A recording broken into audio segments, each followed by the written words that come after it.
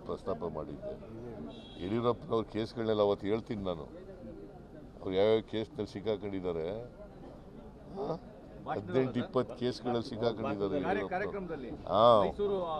ಮೈಸೂರು ಸಮಾವೇಶದಲ್ಲಿ ಹೇಳ್ತೀನಿ ನಾನು ಯಡಿಯೂರಪ್ಪನ ಕೇಸ್ಗಳಲ್ಲಿ. ಈಗ ಇವತ್ತೇ ಪ್ರೆಸ್ ಕರೆದಿದ್ದೆ ನಾನು ಹೇಳೋಕ್ಕೆ, ಹೆಂಗೂ ನಾಳಿದ್ದು ಹೇಳ್ಬೇಕಲ್ಲ ಅಂದ್ಬಿಟ್ಟು ಮುಂದಕ್ಕೆ ಹಾಕ್ಬಿಟ್ಟೆ. ಇಲ್ಲದ್ರೆ ಪ್ರೆಸ್ಗೆ ಹೇಳ್ತಿದೆ ಎಲ್ಲನೂ. ಸರ್ ಅವ್ರು ಹೇಳೋದು ಈ ಥರ ಪ್ರಕರಣಗಳಿದ್ರೆ ರಾಜ್ಯ ಸರ್ಕಾರ ಅವ್ರದ್ದೇ ಇದೆ, ತನಿಖೆ ಮಾಡಲಿ. ತನಿಖೆನೂ ಮಾಡ್ತಾ ಇದೀವಯ್ಯ. ಈಗ ಯಡಿಯೂರಪ್ಪನವರು ಪೋಕ್ಸೋ ಕೇಸ್ನಲ್ಲಿ ಸಿಕ್ಕಾಕೊಂಡಿದ್ದಾರೆ ಅಲ್ವಾ, ಚಾರ್ಜ್ ಶೀಟ್ ಹಾಕಿದ್ದಾರೆ. ಕೋರ್ಟ್ನವರ ದಯೆಯಿಂದ ಬದುಕಿದ್ದಾರೆ, ಅವರು ಜೈಲಿಗೆ ಹೋಗಿಲ್ಲ ಅಷ್ಟೇ ಅಲ್ವಾ. ಅದ್ರ ಜಾಮೀನೇ ಸಿಕ್ಕಾಗಿಲ್ಲ ಅದರಲ್ಲಿ. ಯಡಿಯೂರಪ್ಪನವರು ಯಾವ ನೈತಿಕತೆ ಇದೆ ಅವ್ರಿಗೆ ಈ ವಯಸ್ಸಿನಲ್ಲಿ? ಪೋಕ್ಸೋ ಕೇಸ್ನಲ್ಲಿ ಸಿಕ್ಕಾಕೊಂಡವ್ರೆ ಅಂತಂದ್ರೆ ನೀವು ಅದನ್ನು ಜಾಸ್ತಿ ಮಾಡೋದೇ ಇಲ್ಲ. ಬರೀ ತೋರಿಸ್ಬಿಟ್ರೆ ತೋರಿಸಿದ್ರಾದ್ದೇನೆಯ ಸಾರ್ವಜನಿಕ ಜೀವನದಿಂದ ನಿವೃತ್ತಿ ಆಗ್ಬೇಕು ಅವರು.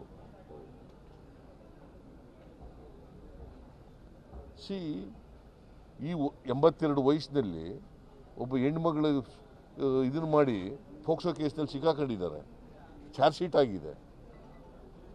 ಅವರು ನನ್ನ ಬಗ್ಗೆ ಮಾತಾಡೋಕ್ಕೆ ಏನು what moral right he has ಅಲ್ವಾ? ಮೊದಲು ಸಾರ್ವಜನಿಕ ಜೀವನದಿಂದ ನಿವೃತ್ತಿ ಆಗಲಿ, ಆಮೇಲೆ ನೋಡಿ. ಸತ್ಯ ಇದ್ರಲ್ವಾ ರಾಜೀನಾಮೆ ಕೇಳೋದು? ನೋಡಪ್ಪ, ಯಡಿಯೂರಪ್ಪನ ಕೇಸ್ನಲ್ಲಿ ಚೆಕ್ ಮೂಲಕ ದುಡ್ಡು ತಗೊಂಡಿದ್ರು, ಗೊತ್ತಾಯ್ತಾ? ಡಿನೋಟಿಫೈ ಮಾಡಿದ್ರು. ನಾವೇನು ಮಾಡಿದ್ದೀವಿ? ನಂದೇನಾದ್ರು ಎಲ್ಲರೂ ಪತ್ರ ಇದೆಯಾ, ಆರ್ಡರ್ಸ್ ಇದೆಯಾ, ನನ್ನ ಸ್ಟೇಟ್ಮೆಂಟ್ ಇದೆಯಾ? ಈಗ ಹೇಳ್ಬಿಡ್ತೀನಿ.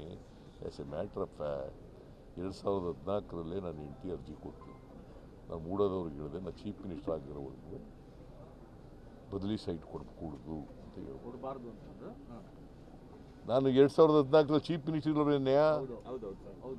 ಆಗಲೇ ಅರ್ಜಿ ಕೊಟ್ಟದು. ನನ್ನ ಹೆಂಡತಿ ನಮ್ಮ ಜಮೀನು ಹೋಗ್ಬಿಟ್ಟು ನೀವು ಅಕ್ರಮವಾಗಿ ಮಾಡ್ಕೊಬಿಟ್ಟಿದ್ದೀರಿ, ಸೈಟ್ ಎಲ್ಲ ಮಾಡಿ ಹಂಚ್ಬಿಟ್ಟಿದ್ದೀರಿ, ನಮಗೆ ಬದಲಿ ಸೈಟ್ ಜಮೀನು ಕೊಡಿ ಅಂತ ಕೊಟ್ಲು ಅರ್ಜಿನ. 3 ಎಕರೆ 16 ಗುಂಟೆನ ನೀವು ಎನ್ಕ್ರೋಚ್ ಮಾಡ್ಕೊಂಡು ಸೈಟ್ ಮಾಡಿ ಹಂಚ್ಬಿಟ್ಟಿದ್ದೀರಿ, ನಮಗೆ ಬದಲಿ ಜಾಗ ಕೊಡಿ ಅಂತ ಹೇಳಿದ್ರು. ನನ್ನ ಗಮನಕ್ಕೆ ತಗೊಂಡ್ಬಂದ್ರು ಮೂಡೋದವರು ಅರ್ಬನ್ ಡೆವಲಪ್ಮೆಂಟಿಗೆ ಈ ಥರ ಅರ್ಜಿ ಕೊಟ್ಟಿದ್ದಾರೆ. ನಾನು ಹೇಳಿದೆ, ನಾನು ಚೀಫ್ ಮಿನಿಸ್ಟರ್ ಆಗೋವರೆಗೂ 1 ಗುಂಟೆನೂ ಕೂಡ ಕೊಡಕೂಡ್ದು.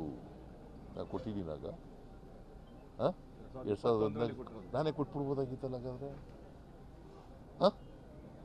ಚೀಫ್ ಮಿನಿಸ್ಟರ್ಗೆ ಅಧಿಕಾರ ಇರಲಿಲ್ವಾ? ಕೊಡ್ಬೋದಾಗಿತ್ತಲ್ಲಪ್ಪ. 2021 ಮತ್ತೆ ಅರ್ಜಿ ಕೊಡ್ತಾಳೆ ನನ್ನ ಹೆಂಡತಿ. ಬಿಜೆಪಿ ಸರ್ಕಾರ ಇರೋದು ಆಗ. ನಾನು ಹೆಂಗೆ ಪ್ರಭಾವ ಬೀರ್ತಿದ್ದೆ?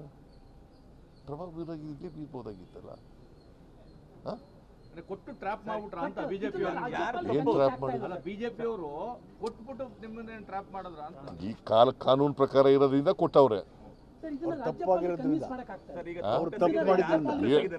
ನಮ್ಮೆಲ್ಲ ನಮ್ಮ ಕ್ಯಾಬಿನೆಟ್ ರಿಪ್ಲೈನಲ್ಲಿ, ನನ್ನ ರಿಪ್ಲೈನಲ್ಲಿ ಎಲ್ಲ ಹೇಳಿದ್ದೀವಿ. ಯಾರು ಲೀಗಲ್ ಆಗಿರುವಾಗ ಕನ್ವಿನ್ಸ್ ಆಗಲೇಬೇಕಲ್ರಿ.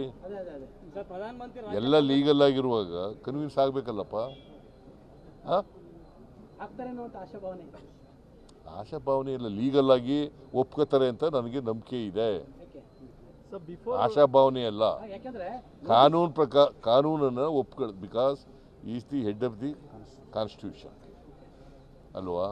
ಕಾನ್ಸ್ಟಿಟ್ಯೂಷನ್ ಪ್ರಕಾರ ಇದೆಯಲ್ಲ, ಯಾಕೆ ಒಪ್ಕೊಳ್ಳಲ್ಲ? ಒಪ್ಕೊಳ್ತಾರೆ ಅಂತಕ್ಕಂಥ ನಂಬಿಕೆ. ಒಬ್ಬರು ಕೇಳ್ರಿ, ಪ್ರಧಾನಮಂತ್ರಿ ಮತ್ತೆ ಅಮಿತ್ ಶಾ ಅವ್ರನ್ನ ಭೇಟಿ ಮಾಡಿ ಬಂದಿದ್ದಾರೆ. ಇದರ ಹಿಂದೆ ಏನಾದ್ರು ನನಗೆ ಏನೂ ಇಲ್ಲ ಅಂತ ಅನ್ಕೊಂಡಿದ್ದೀನಿ. ಅವರು ಬೆಂಗಳೂರಿನ ಅಭಿವೃದ್ಧಿ ಬಗ್ಗೆ ದುಡ್ಡು ಕೇಳಕ್ಕೆ ಹೋಗಿದ್ದಾರೆ. ಸರ್, ಎಷ್ಟೋ ಜನದ್ದು ದೂರು ಪೆಂಡಿಂಗ್ ರಾಜ್ಯಪಾಲರ ಬಳಿ ಇದ್ದಾಗ ತಮಗೆ ನೋಟಿಸ್ ಕೊಟ್ಟಿರೋದ್ರಿಂದ ಆ ವಿಶ್ವಾಸ ಇದೆಯಾ ಸರ್, ಕಾನೂನಾತ್ಮಕವಾಗಿ ಅವರು ಅದನ್ನ ಕನ್ವಿನ್ಸ್ ಆಗ್ತಾರೆ ಅಂತ? Since he is a head of the constitution, he will act according to the law. Sir, ಈಗ ಬಿಜೆಪಿ ಅವ್ರ ಪಾದಯಾತ್ರೆ ಇನ್ನೇನು ನಾಳೆ ಮೈಸೂರಿಗೆ ಬರ್ತಾ ಇದೆ. ಈ ಭ್ರಷ್ಟ ಸರ್ಕಾರವನ್ನು ಕಿತ್ತೊಗೆಯುವ ಅಂತಿಮ ದಿನಗಳು. ಇಲ್ಲಿ ಭ್ರಷ್ಟ ಸರ್ಕಾರ ಅಂತ ನೀನು ಹೇಳ್ತೀಯ? ಅವ್ರು ಹೇಳ್ತಾರೆ ಸರ್, ಬಿಜೆಪಿ ಅವರು ಹೇಳ್ತಾರೆ ಸರ್. ಅವ್ರ ಸರ್ಕಾರ ಭ್ರಷ್ಟ ಸರ್ಕಾರ. ಅದಕ್ಕೆ ಹೋಗಿದ್ದಿಲ್ಲ ಕುಮಾರಸ್ವಾಮಿ ಹೇಳೋದು ಸರ್. ಆ? ಹೇಳ್ಬೇಡ್ರಿ. ಕೇಳ್ರಿ, ಕೇಳಪ್ಪ, ಅವ್ರದ್ದು ಭ್ರಷ್ಟ. ಅದೇ ಹೊತ್ತು ನಾನು ಎಲ್ಲ ಹೇಳ್ತೀನಿ. ಅವ್ರ ಕಾಲದಲ್ಲಿ ಏನೇನು ಹಗರಣಗಳಾಗಿತ್ತು, ಯಾವ್ಯಾವ ಸ್ಟೇಜ್ನಲ್ಲಿ ಇದ್ದಾವೆ ಹಗರಣಗಳು, ಯಾಕೆ ಇನ್ನೂ ರಾಜೀನಾಮೆ ಕೊಟ್ಟಿಲ್ಲ, ಜಂತಿಕಲ್ ಪ್ರಕರಣ ಇರ್ಬೋದು, ಇದು ಶೆಲ್ಲು ಯಡಿಯೂರಪ್ಪ ಮಗ ಮಾಡಿರ್ತಕ್ಕಂಥದ್ದು ಇರ್ಬೋದು, ದೇವರಾಜ ಟ್ರಕ್ ಟರ್ಮಿನಲ್ ಇರ್ಬೋದು, ಬೋವಿಯ ಅಭಿವೃದ್ಧಿ ನಿಗಮ ಇರ್ಬೋದು, ಎಲ್ಲ ಹೇಳ್ತೀವಿ, ಎಲ್ಲ ಬಿಚ್ತೀವಿ, ಎಲ್ಲ ಅವ್ರದ್ದೆಲ್ಲ. ಆರಂಭದಲ್ಲೇ ಇಷ್ಟು ಸವಾಲುಗಳಿದೆ, ಇನ್ನೂ 4 ವರ್ಷ ಯಾವ ರೀತಿ ಫೇಸ್ ಮಾಡ್ತೀರಾ ಸರ್? ಯಾರು ಈಗ ಆರಂಭದಲ್ಲಿ 1 ವರ್ಷದಲ್ಲಿ ಇಷ್ಟೊಂದು ನಿಮ್ಗಳಿಗೆ ಸವಾಲುಗಳನ್ನ ಒಡ್ತಾ ಇದ್ದಾರೆ. ಈ ತರ ಸುಳ್ಳುಗಳನ್ನೆಲ್ಲ ಸುಳ್ಳು ಎದುರಿಸ್ತಕ್ಕಂಥ ಧೈರ್ಯ ಇದೆ. ಕೋರ್ಟ್ನವರ ದಯೆಯಿಂದ ಬದುಕಿದ್ದಾರೆ ಅವರು, ಜೈಲಿಗೆ ಹೋಗಿಲ್ಲ ಅಷ್ಟೇ. ಅಲ್ವಾ? ಅದ್ರ ಜಾಮೀನೇ ಸಿಕ್ಕಾಗಿಲ್ಲ ಅದರಲ್ಲಿ. ಯಡಿಯೂರಪ್ಪನವರು ಯಾವ ನೈತಿಕತೆ ಇದೆ ಅವ್ರಿಗೆ? ಈ ವಯಸ್ಸಿನಲ್ಲಿ ಪೋಕ್ಸೋ ಕೇಸ್ನಲ್ಲಿ ಸಿಕ್ಕಾಕೊಂಡವ್ರೆ ಅಂತಂದ್ರೆ ನೀವು ಅದನ್ನು ಜಾಸ್ತಿ ಮಾಡೋದೇ ಇಲ್ಲ. ಬರೀ ತೋರಿಸ್ಬಿಟ್ರೆ ತೋರಿಸಿದ್ರಾದ್ದೇನೆಯ ಸಾರ್ವಜನಿಕ ಜೀವನದಿಂದ ನಿವೃತ್ತಿ ಆಗ್ಬೇಕು ಅವರು.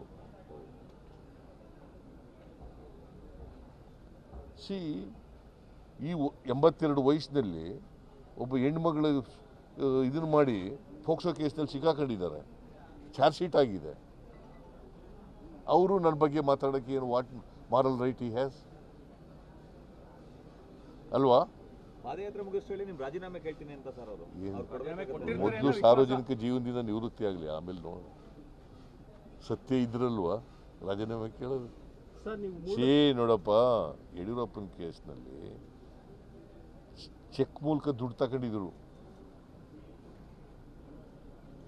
ಗೊತ್ತಾಯ್ತಾ? ಡಿನೋಟಿಫೈ ಮಾಡಿದ್ರು. ನಾವೇನು ಮಾಡಿದ್ದೀವಿ? ನಂದೇನಾದ್ರು ಎಲ್ಲರೂ ಪತ್ರ ಇದೆಯಾ, ಆರ್ಡರ್ಸ್ ಇದೆಯಾ, ನನ್ನ ಸ್ಟೇಟ್ಮೆಂಟ್ ಇದೆಯಾ? ಈಗ ಹೇಳ್ಬಿಡ್ತೀನಿ. As a matter of fact 2014 ನಾನು ಹೆಂಡತಿ ಅರ್ಜಿ ಕೊಟ್ಟು ನಾನು ಮೂಡೋದವ್ರಿಗೆ ಹೇಳಿದೆ, ನಾನು ಚೀಫ್ ಮಿನಿಸ್ಟರ್ ಆಗಿರೋವರೆಗೂ ಬದಲಿ ಸೈಟ್ ಕೊಡಕೂಡ್ದು ಅಂತ ಹೇಳ್ಬೋದು. ನಾನು 2014 ಚೀಫ್ ಮಿನಿಸ್ಟರ್ ಆಗಲೇ ಅರ್ಜಿ ಕೊಟ್ಟದು ನನ್ನ ಹೆಂಡತಿ. ನಮ್ಮ ಜಮೀನು ಹೋಗ್ಬಿಟ್ಟು ನೀವು ಅಕ್ರಮವಾಗಿ ಮಾಡ್ಕೊಬಿಟ್ಟಿದ್ದೀರಿ, ಸೈಟ್ ಎಲ್ಲ ಮಾಡಿ ಹಂಚ್ಬಿಟ್ಟಿದ್ದೀರಿ, ನಮಗೆ ಬದಲಿ ಸೈಟ್ ಜಮೀನು ಕೊಡಿ ಅಂತ ಕೊಟ್ಲು ಅರ್ಜಿನ. 3 ಎಕರೆ 16 ಗುಂಟೆನ